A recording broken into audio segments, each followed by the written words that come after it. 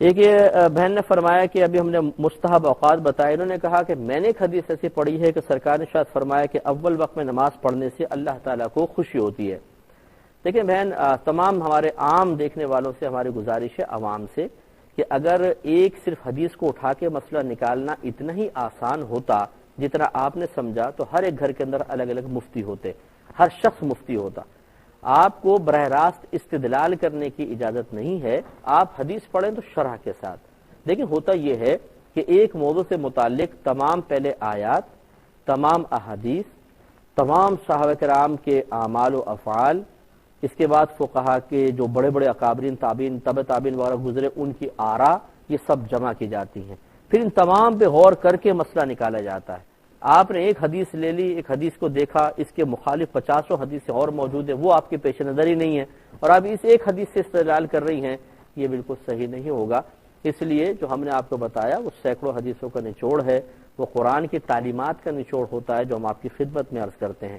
اس لیے آپ کا پوچھنے میں کوئی حرج نہیں ہے، بہرحال آپ نے پوچھا، لیکن ہم آپ کو مشورہ یہ دیں گے کبھی بھی حدیث کو بغیر شرح کے نہ پڑھیں، کبھی قرآن کو صرف ترجمے سے سمجھنے کی کوشش نہ کریں۔ اچھے مستند عالم کی تفسیر کے ذریعے سمجھیں گے تو آپ راہ پر رہیں گے، ورنہ گمراہ ہو جائیں گے۔ اللہ تعالیٰ اس کے رسول کے کلام ایک سمندر ہے اور اس میں ہیرے موجود ہیں، لیکن یہ ہیرے وہی نکال سکے گا جس کو غوطہ خوری آئے گی۔ اگر آپ بھی سمندر میں جا کے، جو عام سمندر ہے اس میں جا کے غوطہ لگائیں کہ چلو ہیرے نکال کے لائیں، تو آپ کا جنازہ ہی باہر آئے گا۔ اسی طریقے سے بعض اوقات قرآن و حدیث میں براہ راست غور کرنے پر ایمانی جنازہ باہر آتا ہے۔ اسی لیے دیکھیں، دو مقام عرض کروں گا۔ اللہ تعالیٰ نے الحمد نے فرمایا، ہمیں دعا کے لیے واجب قرار دے دیا کہ دعا مانگو، اہدنا الصراط المستقیم صراط الذین انعمت علیہم، اے اللہ تعالیٰ ہمیں سیدھا راستہ چلا، ان لوگوں کا راستہ جن پر تو نے انعام فرمایا۔ یہ نہیں فرمایا کہ دعا مانگو اللہ تعالیٰ ہمیں سیدھا راستہ چلا، قرآن کا راستہ، حدیث کا راستہ، اس لیے کہ قرآن و حدیث کو سمجھنا ہر ایک شخص کے لیے ممکن نہیں۔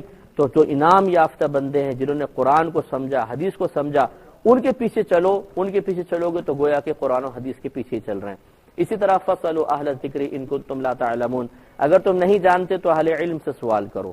یہ نہیں فرمایا نہیں جانتے تو قرآن پہ غور کرو، نہیں جانتے تو حدیث پر غور کرو۔ عوام کو مخاطب کر کے اللہ نے بیان فرمایا، گویا کہ علماء